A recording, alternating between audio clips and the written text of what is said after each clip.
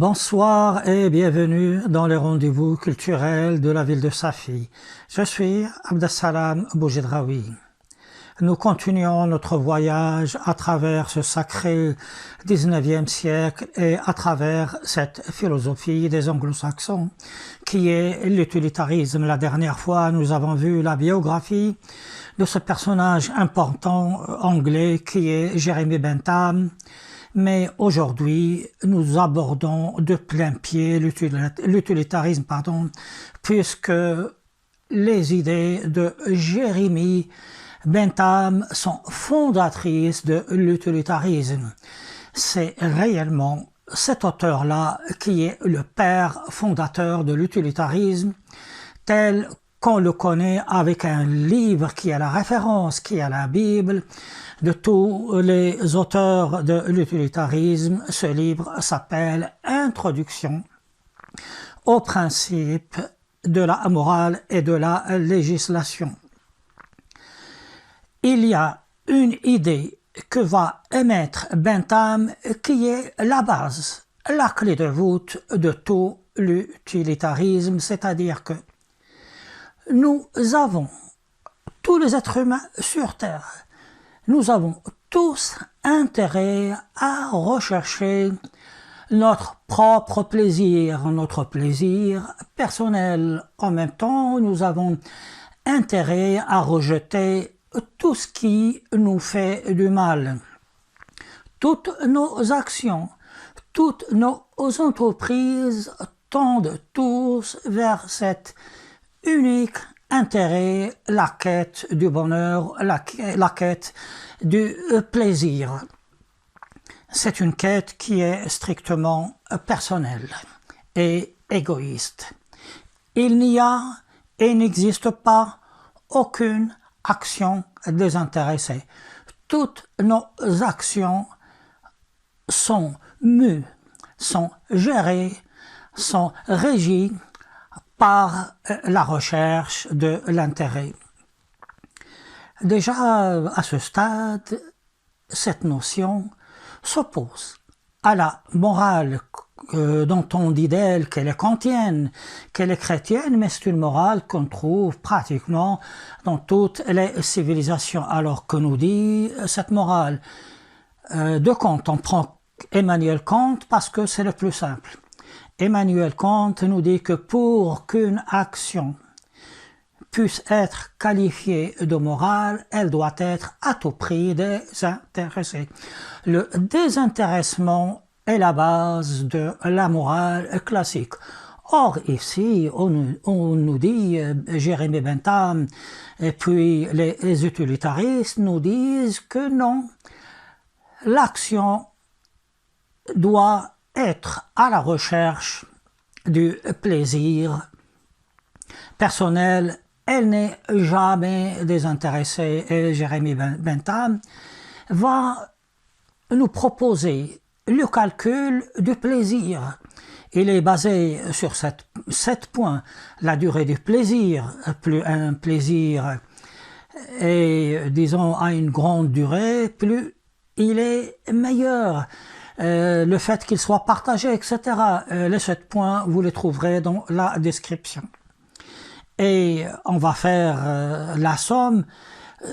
Supposons que l'on doit faire 2 actions qui sont toutes les deux profitables pour nous. La meilleure est celle qui va recueillir le plus grand score. Alors ça, évidemment, ça peut un peu intriguer, mais n'oubliez pas que nous sommes au début de l'utilitarisme et que c'est quelque part quelque chose de pédagogique. Il fallait bien commencer par le commencement et Jeremy Bentham a commencé par cette façon-là.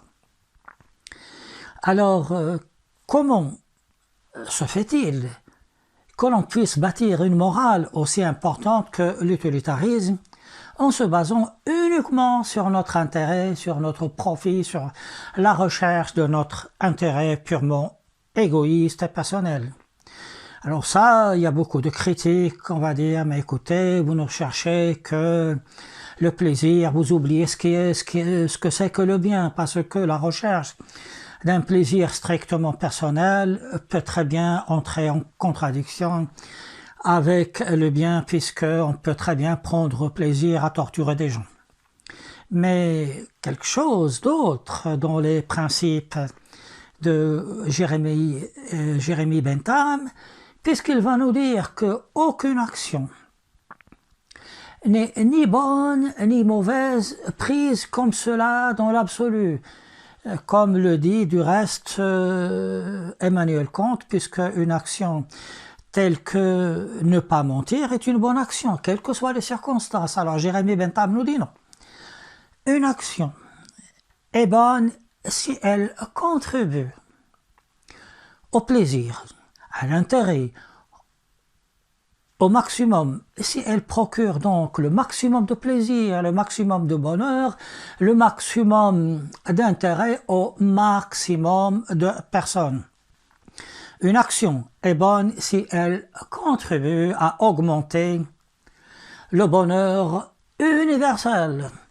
Et une action est mauvaise quand elle contribue à diminuer le bonheur universel ou bien quand elle contribue à augmenter le malheur universel. Vous voyez donc, l'utilitarisme tel que le décrit Jérémie Bentham n'est pas un utilitarisme qui est tourné vers soi-même. Alors je voudrais juste attirer votre attention sur deux choses qu'il ne faut pas confondre. Le fait de dire que l'être humain cherche avant tout son propre intérêt, c'est une chose, c'est la base. Mais sur cela, il y a autre chose, ce sont nos actions. Les actions que l'on va faire au sein d'une société. Toutes nos actions seront bonnes ou mauvaises en fonction de l'intérêt que l'on va apporter au maximum de personnes. Voilà donc comment il faut trouver un équilibre entre ma quête personnelle et l'intérêt général. Alors ça, nous le verrons ultérieurement quand j'aurai fini de vous présenter les pères fondateurs de l'utilitarisme. Il me reste encore à voir John Stuart Mill. Lorsque j'aurai fini avec cela, avec ces auteurs, je veux dire lorsque j'aurai fini de vous les proposer, je vous proposerai une grande synthèse sur l'utilitarisme. À ce moment-là, nous discuterons sur ce problème, comment concilier l'intérêt personnel et l'intérêt général, c'est-à-dire donner le plus grand plaisir au plus grand nombre. Et là, que ce soit Jérémie Bentham, que ce soit Adam Smith, que ce soit Stuart Mill, ils vont apporter une réponse des plus élégantes. Voici donc, en gros, les deux grands principes de l'utilitarisme tels que va nous les proposer Jérémie Bentham. Jérémie Bentham ne dit pas comment on cherche son propre plaisir. Ça, il ne veut pas rentrer dans ces considérations.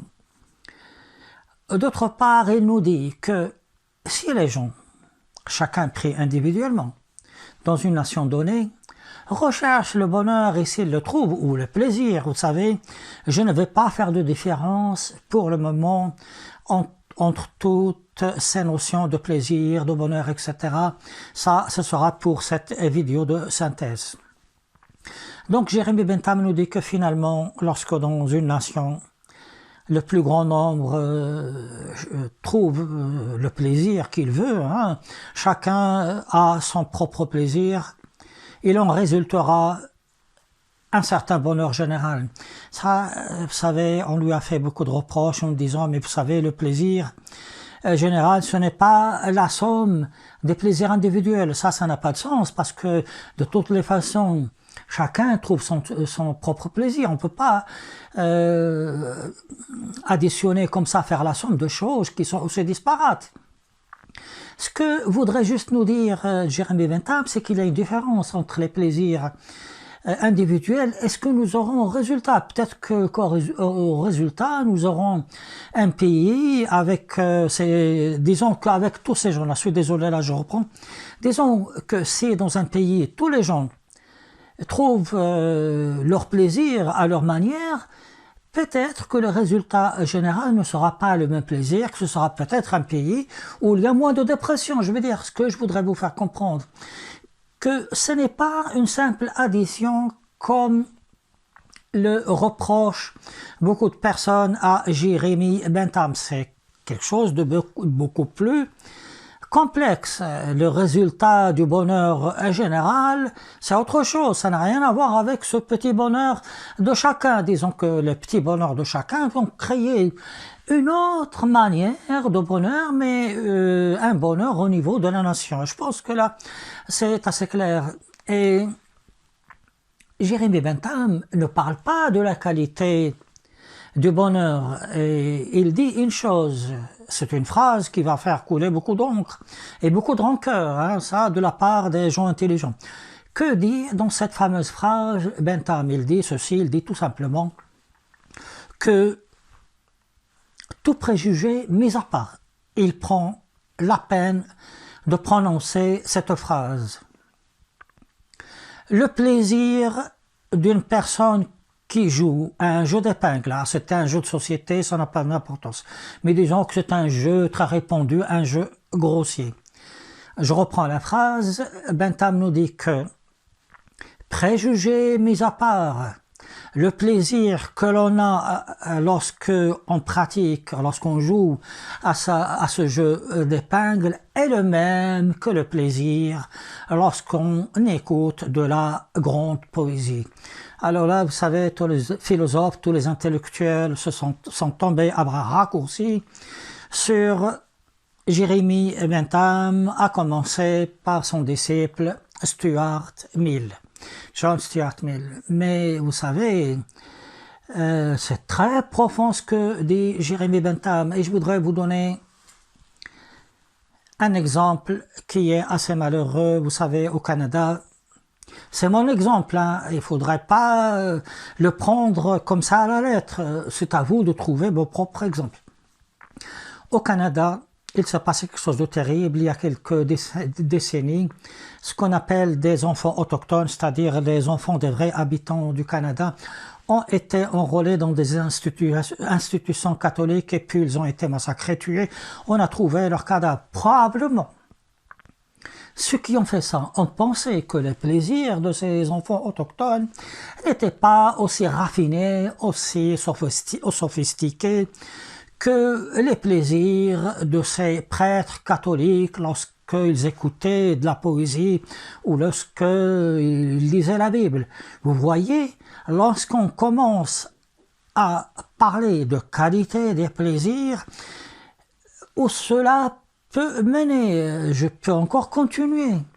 Des exemples ainsi, je peux vous donner l'exemple des esclaves. On peut très bien dire que la souffrance des esclaves qu'on fouette, qui sont dans de très mauvaises conditions, la somme de la souffrance de ces esclaves n'est rien du point de vue de la qualité en fonction de la souffrance d'un poète qui lui a reçu une gifle. Alors là, quand on critique, il faut faire très attention à la critique. Jérémie Bentham, dans son livre « Introduction aux principes de la morale et de la législation », ne parle pas beaucoup de la qualité. Et je vous ai expliqué pourquoi. Il parle beaucoup de la quantité. Il parle de la somme des plaisirs en définissant selon des critères quels sont ces plaisirs.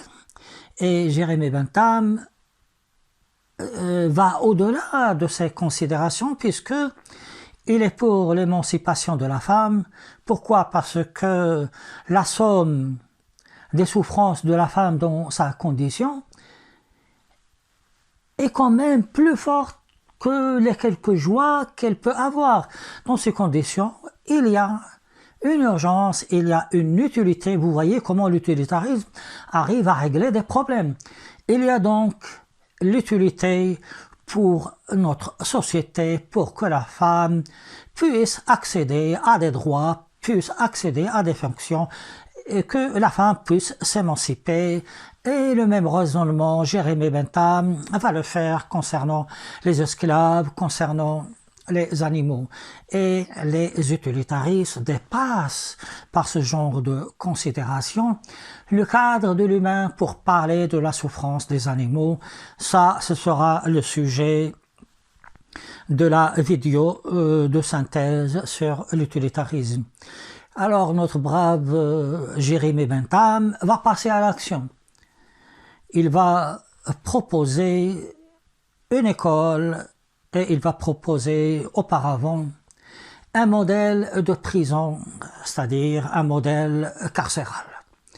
Une prison qui est un peu particulière, c'est une tour, qui est conçue de telle manière que une seule personne, un seul gardien puisse, d'une seule vision, regarder toutes les cellules.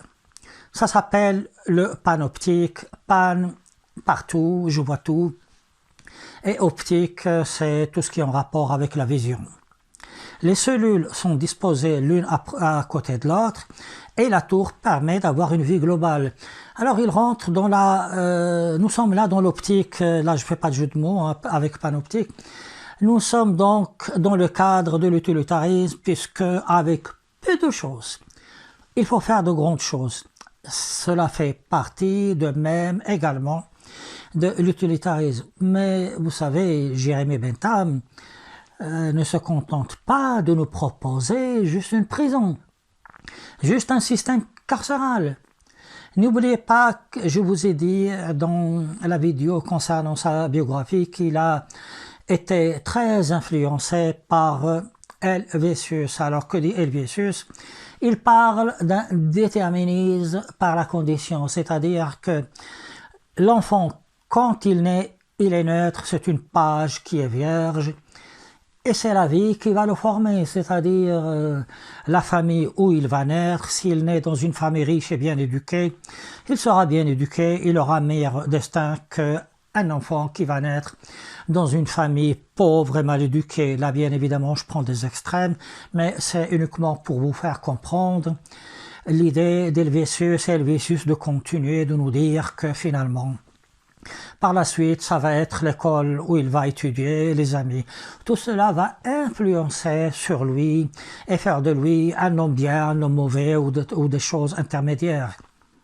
Ça, c'est ce que dit Helvétius et ce qui va influencer Jérémie Bentham. Il sait très bien que ces prisonniers qui sont là, ils sont là parce qu'il y a des circonstances depuis leur enfance. Ils ne sont pas ni criminels, ils vont le devenir. Et la prison doit avoir pour unique but, non pas le châtiment. Le but essentiel de la prison est une réadaptation, donner la chance à ces détenus, à ces prisonniers de se réinsérer, c'est cela, dans la vie. La réinsertion est plus utile que la punition en elle-même. C'est pour ça que Jérémie Bentham, bien qu'il ne soit pas pour la religion, propose que les dimanches, on puisse transformer cette prison en une sorte de grande église, une chapelle où on va donner de la messe, parce que la messe va aider les gens à supporter leur captivité et à leur donner quelque chose, une morale de base. Vous voyez bien, on revient toujours à la morale classique. Ça, j'aurai l'occasion d'en discuter donc dans cette vidéo de synthèse, et donc avec cette messe, avec cette approche religieuse, on va permettre aux gens de se réadapter, de se remettre en question eux-mêmes. Nous sommes là encore dans l'utilitarisme. J'ai dit que Jérémie Bentham, même s'il n'aime pas la religion, mais si la religion est utile, alors on peut très bien y recourir.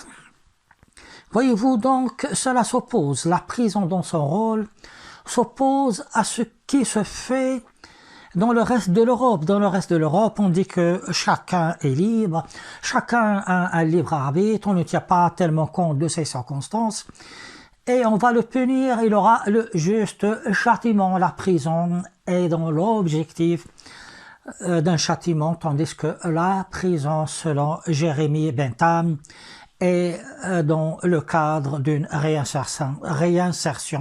Nous sommes dans deux visions différentes, l'utilitarisme et la morale continentale sont des choses strictement différentes. Jérémy Bentham va continuer en proposant une autre école, l'école chrestomatique, c'est-à-dire que c'est une école où on va se débarrasser, on va enseigner aux enfants quelque chose de pédagogique où l'on se débarrasse de superflu. Pas de grec, pas de latin, pas d'éducation physique, on ne va enseigner que des choses qui sont en rapport avec l'utilité, qui sont en rapport avec l'époque. Et là encore, il y a l'influence de Helvétius, toujours Helvétius. Alors je consacrerai de voir plusieurs vidéos sur l'utilitarisme français avec D'Holbach, avec Maupertuis et avec le grand, l'immense Adrien Helvétius. Vous voyez donc, il y a chez Jérémy Bentham une volonté d'imposer par la discussion, par les livres, par ses conférences partout, un nouveau modèle de morale qui est basé sur la recherche de l'intérêt personnel. La recherche de l'intérêt personnel va finalement se transformer en une morale qui est surtout, toujours et avant tout, une morale altruiste. Mais une fois que l'on a dit cela, il y a beaucoup de cas personnels où on ne peut pas appliquer justement comme cela l'utilitarisme. Il va en découler deux choses. La première chose, c'est la casuistique. Lorsque des cas seront un peu ambigus, on va en discuter. Est-ce qu'on applique ceci? Est-ce qu'on applique cela? Est-ce que cette action comporte le maximum d'effets bénéfiques? Est-ce qu'elle ne comporte pas ce maximum d'intérêt? Ce sera la casuistique à laquelle va se rattacher autre chose qui s'appelle la jurisprudence, dans certaines conditions qui sont très complexes. On fait bien sûr appel à la casuistique, mais on peut faire appel à des cas similaires. C'est pour vous dire combien Jérémy Bentham et l'utilitarisme va influencer le mode de pensée du monde anglo-saxon. Mais alors, dans tous ces recoins et dans tout ce qui concerne son fonctionnement, cela va aller jusqu'à un enseignement particulier qui n'est pas aussi chargé que celui que l'on connaît en France et en Europe, et un fonctionnement de justice, un fonctionnement d'institution qui peut intriguer beaucoup d'entre nous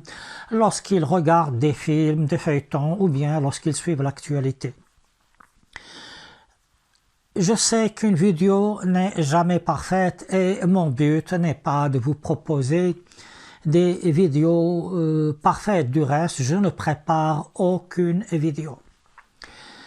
C'est pour cela que je vais créer une collection de petits fascicules qui ne dépasseront pas 100 pages. Le prochain fascicule, je pense le mettre en ligne dans au plus tard 3 semaines. Lorsque ce sera le cas, je vous le dirai. Je vous propose, si vous le voulez bien, de jeter un coup d'œil à la description. Vous trouverez beaucoup de choses.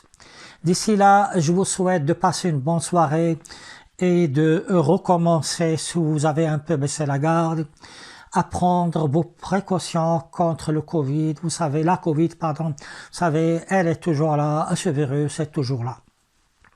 Je suis Abdessalam Boujedraoui, vous regardez les rendez-vous culturels de la ville de Safi. Merci pour votre écoute et à bientôt pour John Stuart Mill.